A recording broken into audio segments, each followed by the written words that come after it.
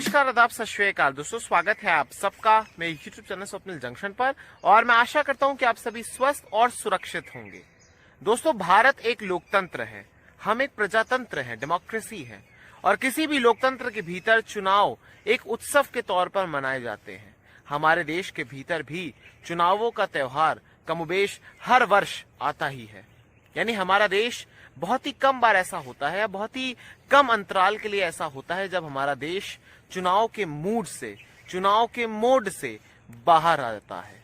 इस देश के भीतर का सच ये भी है कि यहाँ पर चुनाव होते हैं, लोकतंत्र के नाम पर यहाँ पर चुनाव आयोजित किए जाते हैं, लेकिन इस देश का अनूठा सच एक और है कि इस देश के भीतर कहीं ना कहीं चुनाव सिर्फ और सिर्फ जो नेता होते हैं इस देश के भीतर, चाहे विपक्षी नेता हो या फिर सत्तारूढ़ पार्टी के नेता हो, वो सिर्फ और सिर्फ अपनी ताकत को, अपनी शक्तियों को बढ़ाने की दृष्टि से, उनमें इजाफा करने की दृष्टि से ही चुनाव का आयोजन कराते हैं। यानी एक प्रकार से लोकतंत्र के भीतर जो हमारे संविधान द्वारा हमारे जनप्रतिनिधियों को या सेवकों को, जन सेवकों को, जो कि वो तथाकथित रूप से अपने मुंह से इस शब्द का इस्तेमाल करते हैं, इन लोगों को जिस प्रकार के अधिकार, जिस प्रकार के हक और जिस प्रकार की फैसिलिटीज, सुविधाएं इनको मिलती हैं, सिर्फ उसी को एक प्रकार से रिचार्ज करने की दृष्टि से, कभी विपक्षी नेता सत्ता में आ जाते हैं तो ये उनके लिए रिचार्ज हो जाता है, तो कभी सत्ता वाले अगर विपक्ष में चले जाए तो फिर उनका एक प्रकार से डिमोशन हो जाता है। यानी एक प्रकार से सिर्फ और सिर्फ चुनाव कराए जाते हैं। जितने भी नेता हैं उन्हें एक प्रकार से राजनीतिक तौर पर, लोकतांत्रिक तौर पर और एक आर्थिक तौर पर भी एक प्रकार से उन्हें शक्ति प्रदान की जाए। ये बातें तो दोस्तों आपको पता ही हैं। और कहीं ना कहीं जब भी किसी राज्य में या किसी भी केंद्र शासित प्रदेश में जहां पर विधानसभा हो, वहां पर अगर चुनाव आयोजित किए जाते हैं, देश के किसी भी हिस्से में अगर या किसी भी स्तर का चुनाव आयोजित किया जाता है, तो कहीं ना कहीं वहां के जो मुद्दे होते हैं, वहां के जो असली मुद्दे होते हैं, वो एक प्रकार से बैक सीट ले लेते हैं और हर बार की तरह कुछ ही प्रमुख मुद्दे वहां पर आगे आ जाते हैं, जैसे हिंदू मुस्लिम ध्रुवीकरण या फिर सत्ता विरोधी लहर या फिर एक प्रकार से कुछ ऐसे मुद्दे जो कि जातिगत हो। इस प्रकार के मुद्दे एक प्रकार से फ्रंट सीट पर आ जाते हैं, जो कि बड़ा ही दुर्भाग्यपूर्ण है। अब यहाँ पर मैं दोस्तों आपको एक बात और बताना चाहूंगा कि जो असली मुद्दे होते हैं, जिसमें बेरोजगारी होता है, या मौजूदा समय की बात करूं तो इस समय बेरोजगारी चरम पर है, वो एक बहुत ही अहम मुद्दा है।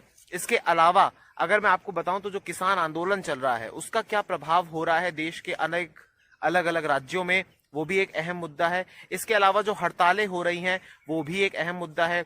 गरीबी, अशिक्षा, ये तो हमारे देश का एक प्रकार से स्वतंत्रता के इतिहास, जब से स्वतंत्र हुए हैं हम, तब से ही ये मुद्दे लगातार बरकरार हैं। लेकिन कहीं ना कहीं जो मुद्दे मैंने आपको पहले बताया, जिसमें ध्रुवीकरण है, जिसमें एक प्रकार से तुष्टीकरण है, जिसमें एक पार्टी को या किसी पार्टी को भी एक प्रकार से उस स्तर तक गिरा देना है या उस स्तर तक अपमानित कर देना है कि एक प्रकार से चुनाव ही सिर्फ और सिर्फ अपमान और सम्मान के ही एक प्रकार से मुहाने पर आ जाए और उसी पर केंद्रित हो जाए, या किसी व्यक्ति और किसी नेता केंद्रित हो जाए। ये एक ऐसे मुद्दे हैं जो वाकई में चुनाव के समय भारी हो जाते हैं हमारे देश के ऊपर। जाति और धर्म तो इसमें मैंने आपको बता ही दिया है।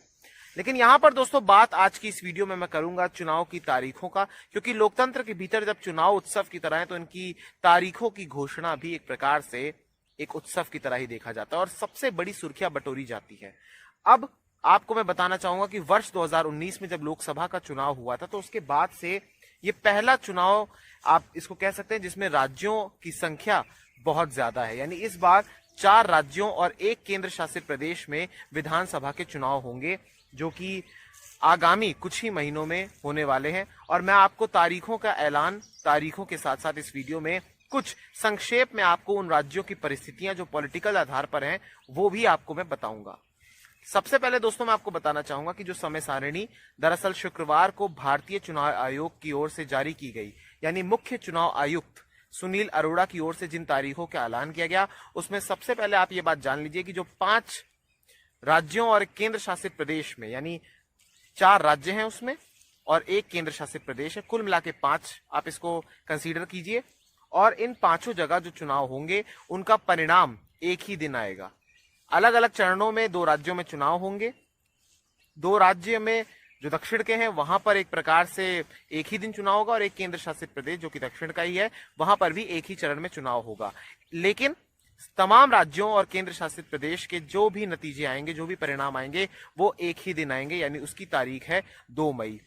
2 मई की तारीख इसलिए रखी गई है क्योंकि 4 मई से बोर्ड्स की परीक्षा शुरू होने वाली है। लिहाजा चुनाव आयोग का ये मत है कि परीक्षा से पहले ही, बोर्ड की परीक्षा से पहले ही तमाम चुनाव को एक प्रकार से खत्म करा दिया जाए, उनको संपन्न करा दिया जाए। अब सबसे पहले दोस्तों मैं आपको बताना चाहूंगा कि पश्चिम बंगाल में चुनाव होने हैं और 8 चरणों में चुनाव होंगे। इसके अलावा केरल में भी चुनाव होंगे। केरल में 1 चरण में चुनाव होगा, यानी एक ही दिन वोट डाले जाएंगे। इसके अलावा तमिलनाडु में भी एक ही दिन वोट डाले जाएंगे। पुदुचेरी जो कि केंद्र शासित प्रदेश है, पुडुचेरी के भीतर भी एक ही चरण में मतदान किया जाएगा। और असम जो कि पश्चिम बंगाल का पड़ोसी राज्य है, असम में 3 चरणों में चुनाव होंगे। यानी एक प्रकार से आप समझ लीजिए कि भारत के पूर्वी हिस्से से, यानी पूर्वी भारत से 2 राज्यों में असम और पश्चिम बंगाल, दक्षिणी भारत के 2 राज्य तमिलनाडु और केरल जो कि पड़ोसी राज्य हैं, और एक केंद्र शासित प्रदेश जो कि दक्षिण भारत का ही है, यानी पुडुचेरी, वहां पर चुनाव कराए जाएंगे। दोस्तों अब आप जान लीजिए कि देश के भीतर जो अलग अलग राज्य हैं, वहां पर जिन तारीखों का ऐलान किया गया है, दरअसल वो किस प्रकार से हैं। सबसे पहले बात दोस्तों पश्चिम बंगाल की करूंगा, तो पश्चिम बंगाल के भीतर दरअसल 294 विधानसभा की सीटें हैं और पश्चिम बंगाल में 8 चरणों के तहत मतदान आयोजित कराया जाएगा। सबसे पहले यहां पर वोटिंग कराई जाएगी 27 मार्च को, इसके बाद 1 अप्रैल को, 6 अप्रैल को, फिर 10 अप्रैल को, फिर 17 अप्रैल को, फिर 22, 26 और 29 अप्रैल को। यानी 27 मार्च से जो वोटिंग की प्रक्रिया शुरू होगी वो 29 अप्रैल तक आयोजित होगी, 29 अप्रैल को संपन्न कराई जाएगी और इस दौरान 8 चरण आयोजित किए जाएंगे, 8 चरणों में मतदान कराया जाएगा। इसके अलावा अगर मैं बात असम की करूं, जो कि पश्चिम बंगाल का पड़ोसी राज्य है, पूर्वोत्तर में एक प्रकार से अहम राज्य है, यहां पर असम में 3 चरणों के तहत मतदान आयोजित कराया जाएगा। असम में आप जानते हैं दोस्तों कि 126 कुल मिलाकर विधानसभा की सीटें हैं और यहां पर 3 चरणों में चुनाव कराया जाएगा। 27 मार्च को पहला चरण, दूसरा चरण 1 अप्रैल को और तीसरे चरण के तहत 6 अप्रैल को वोटिंग कराई जाएगी। इसके अलावा केरल, तमिलनाडु और पुडुचेरी में एक ही चरण में मतदान आयोजित कराया जाएगा। केरल के भीतर 141 विधानसभा की सीटें हैं, तमिलनाडु के भीतर 234 विधानसभा की सीटें हैं, जबकि पुडुचेरी के भीतर जो कि केंद्र शासित प्रदेश है, वहां पर 33 विधानसभा की सीटें हैं, जिसमें से 3 जो होती हैं वो सत्ताधारी पार्टी द्वारा नामित की जाती है। तो आप मान के चलिए कि 30 एक प्रकार से हैं। दोस्तों अब आपके लिए जानना ये भी जरूरी है कि चूंकि पश्चिम बंगाल और असम में अलग अलग चरणों के तहत मतदान आयोजित कराए जाएंगे, तो किस चरण के तहत कितनी सीटों पर एक दिन कितने सीटों पर मतदान कराया जाएगा, मतदान को आयोजित किया जाएगा। सबसे पहले बात पश्चिम बंगाल से ही शुरू करूंगा एक बार फिर से।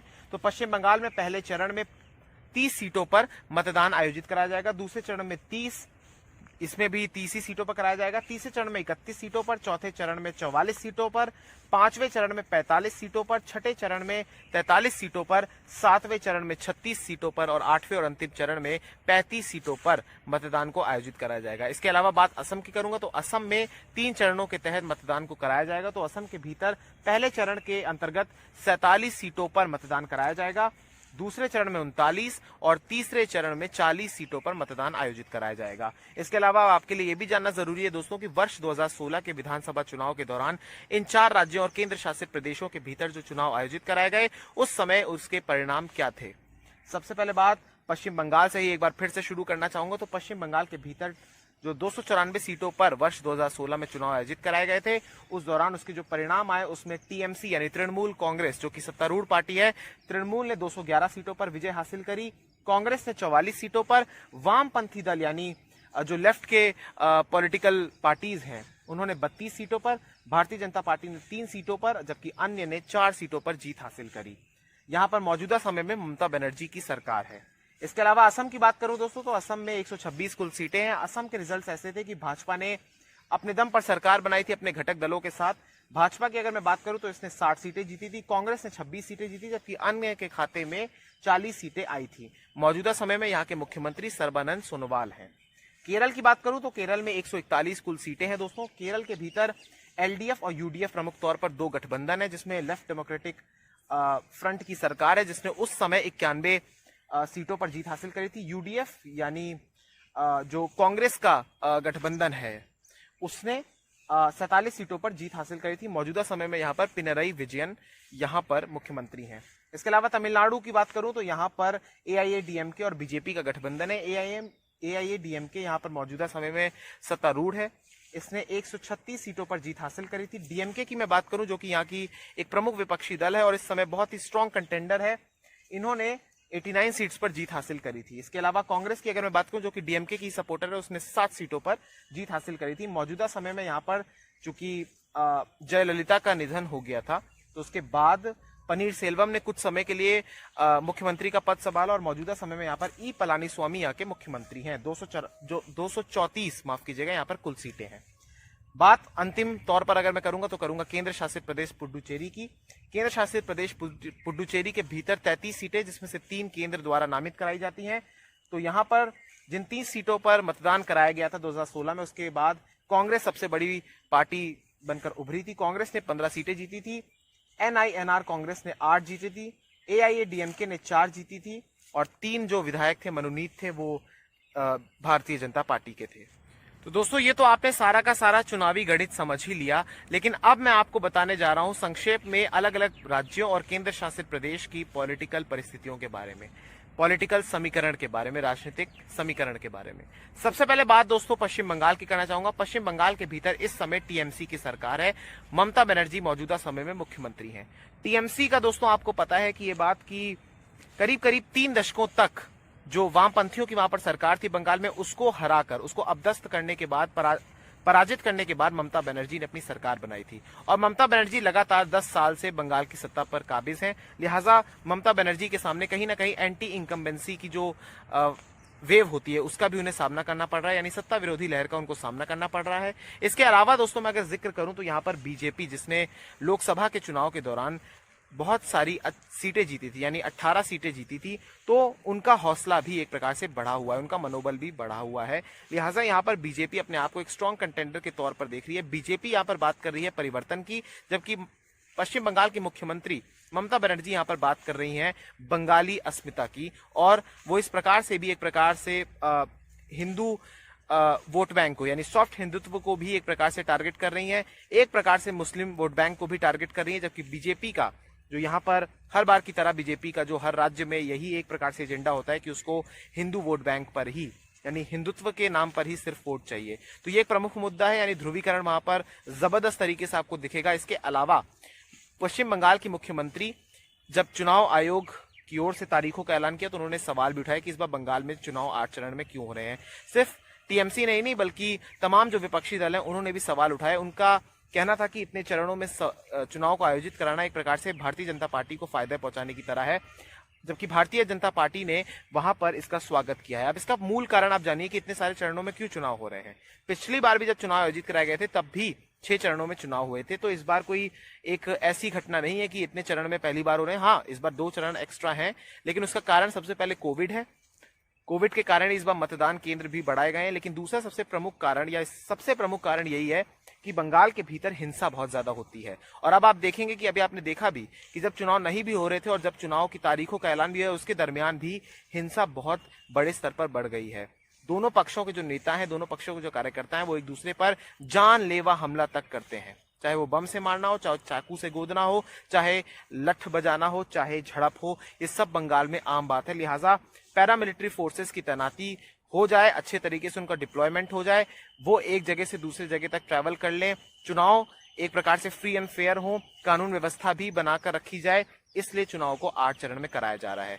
ये बंगाल का आपको मैंने कुछ बताया। बंगाल में अब आप देखेंगे कि आने वाले समय में एक प्रकार से हिंदू मुस्लिम ध्रुवीकरण, एक प्रकार से CA NRC का मुद्दा, ये बहुत ज्यादा इस बार जोर पकड़ेगा। अब देखना यह है कि इस पर बाजी कौन मारता है, क्या ममता बनर्जी मारती हैं या फिर बीजेपी, जो कि अभी विदाउट फेस है। बीजेपी हर बार की तरह प्रधानमंत्री का ही फेस और उनके जो केंद्रीय मंत्रिमंडल के तहत जो कैबिनेट के मिनिस्टर्स हैं उनका ही जो चेहरा है उसी के दम पर अभी चल रही है। क्या वो कुछ करिश्मा कर पाएगी, क्या पहली बार सत्ता में आ पाएगी। इसके अलावा बंगाल की अगर मैं बात एक और दोस्तों करूं तो बंगाल के भीतर एक दल से दूसरे दल में जाने का जो सिलसिला है, यानी दल बदल एक प्रकार से जो है कि सत्ता पक्ष का कुछ कार्यकर्ता, कुछ बड़े नेता बीजेपी में आ जाएं, बीजेपी के उसमें चले जाएं, किसी और पार्टी के किसी और में चले जाएं, ये भी एक बहुत बड़ा रोल अदा करेगा। इसके अलावा ओवैसी की पार्टी भी इस बार चुनाव कॉन्टेस्ट करेगी। ओवैसी मुस्लिम वोट बैंक के तहत बहुत सारे वोट्स को अपनी तरफ आकर्षित कर सकते हैं, जैसा आपने बिहार में देखा, वोट कटवा वो साबित हो सकते हैं। तो ये कुछ चुनावी समीकरण है बंगाल के, माफ कीजिएगा। इसके अलावा अब अगर मैं दोस्तों बात करूं इसके पड़ोसी राज्य असम की, तो असम के भीतर भी परिस्थितियां डिफरेंट हैं। यहां पर एक प्रकार से जहां बीजेपी आक्रामक है, तो वहां पर बीजेपी को डिफेंड करना है, रक्षात्मक होना है। बीजेपी की वहां पर सरकार है और सर्बानंद सोनोवाल वहां के मुख्यमंत्री हैं। अब जो असम है वहां पर बीजेपी का सीधा मुकाबला कांग्रेस के महागठबंधन के साथ है, जिसमें बदरुद्दीन अजमल की पार्टी है, जिसमें बहुत सारे अन्य पार्टी है। और आज एक और झटका मैं आपको बताना चाहूंगा, बीजेपी को लगाया, एनडीए को लगाया है। वहां पे बीपीएफ यानी जो बोडोलैंड वाली पार्टी है, बोडोलैंड पीपल फ्रंट, उन्होंने हाथ मिला लिया है कांग्रेस नीत गठबंधन के साथ। यानी अब वो बीजेपी के साथ नहीं है, जो एनडीए का हिस्सा है वो अब नहीं है जो पहले थे। यानी इस बार चुनाव एनडीए के साथ वो नहीं लड़ेंगे। ये झटका साबित होगा बीजेपी के लिए। इसके अलावा असम के भीतर सीए एनआरसी का मुद्दा प्रमुख तौर पर इस बार भी हावी होने वाला है और एक प्रकार से एक टेस्ट की तरह भी देखा जाएगा, इसे लिटमस टेस्ट की तरह। सीए एनआरसी की प्रक्रिया, चूंकि आप जानते हैं एनआरसी की प्रक्रिया जो है वो असम से ही शुरू हुई थी और असम और बंगाल के क्राइटेरिया दोनों के डिफरेंट हैं, इसलिए यहाँ पर ये बहुत अहम होगा सीए एनआरसी का। इसके अलावा असम के भीतर जो मूल निवासी और अब जो प्रवासी वहां पर रह रहे हैं, उनको जमीनी पट्टे का भी जो मुद्दा है, जमीनी हक दिलाने का जो मुद्दा है, वो भी एक अहम किरदार निभाएगा। चाय उद्योगों से जुड़े हुए मसले भी अहम इस बार किरदार निभा सकते हैं और देखना यह होगा दोस्तों कि सर्बानंद सोनोवाल क्या अपनी सत्ता को बचा पाएंगे असम के भीतर, क्योंकि असम में इससे पहले कांग्रेस की सरकार थी और उसके बाद वर्ष 2016 में बीजेपी की सरकार आई थी। इस बार क्या ये सत्ता में वापसी कर पाएंगे, ये देखना दिलचस्प होगा। लेकिन यहां पर भी कहीं ना कहीं दौरे लगातार हो रहे हैं केंद्रीय मंत्रियों के, प्रधानमंत्री के स्वयं, जैसे पश्चिम बंगाल में हो रहे हैं, और वहां पर भी एक प्रकार से हिंदू वोट बैंक को, हिंदुत्व को साधने का प्रयास किया जा रहा है। लेकिन यहाँ पर देखना होगा कि क्या कांग्रेस सत्ता में वापसी कर पाएगी और कुछ छोटे दल जो हैं क्या वो बड़ी पार्टियों के जो वोट्स है उसमें सेंधमारी कर पाएंगे। और अब बात दोस्तों असम के बाद मैं आपको लेकर चलना चाहूंगा दक्षिण भारत की यात्रा पर। दक्षिण भारत के भीतर 2 राज्यों और 1 केंद्र शासित प्रदेश में चुनाव है। बात सबसे पहले केंद्र शासित प्रदेश से शुरू करूंगा, पुडुचेरी। दोस्तों पुडुचेरी में हाल ही में आपने देखा कि किस प्रकार से उपराज्यपाल किरण बेदी को उनके पद से मुक्त किया गया और उसके बाद वहां पर जब एक प्रकार से जो वहां के मुख्यमंत्री हैं, अब नहीं है पहले थे, वहां पर जो मुख्यमंत्री हैं वी नारायण सामी, जब वहां पर शक्ति परीक्षण हुआ तो उसमें वो बुरे तरीके से असफल हो गए और उनकी सरकार गिर गई। मौजूदा समय में पुडुचेरी के भीतर राष्ट्रपति का शासन लगा हुआ है। पुडुचेरी के भीतर कांग्रेस सबसे बड़ी दल थी और वो अपने सहयोगियों के साथ सरकार चला रही थी, लेकिन एक प्रकार से वहां पर शक्ति परीक्षण वो नहीं साबित कर पाए। कई विधायकों का इस्तीफा हो गया, कई विधायक बीजेपी में शामिल हो गए, लिहाजा वहां पर सरकार उनकी गिर गई। एक बात और कि पुडुचेरी भले ही केंद्र शासित प्रदेश है, लेकिन उसके राजनीतिक मायने बहुत ज्यादा हैं। समीकरण वहां पर तमिलनाडु के जैसे ही हैं, तमिलनाडु के समीकरण ही इनफैक्ट वहां पर अफेक्ट करते हैं। वही पार्टियां भी वहां पर कॉन्टेस्ट करती हैं इलेक्शन, जो कि कमोबेश तमिलनाडु में लड़ती हैं। तो ये पुडुचेरी की कुछ मैंने आपको समीकरण बता दिए। पुडुचेरी में कांग्रेस की सरकार थी, वो गिर गई अपने समय से पहले और अब वहां पर राष्ट्रपति का शासन लगा हुआ है उपराज्यपाल के इस्तीफे के बाद।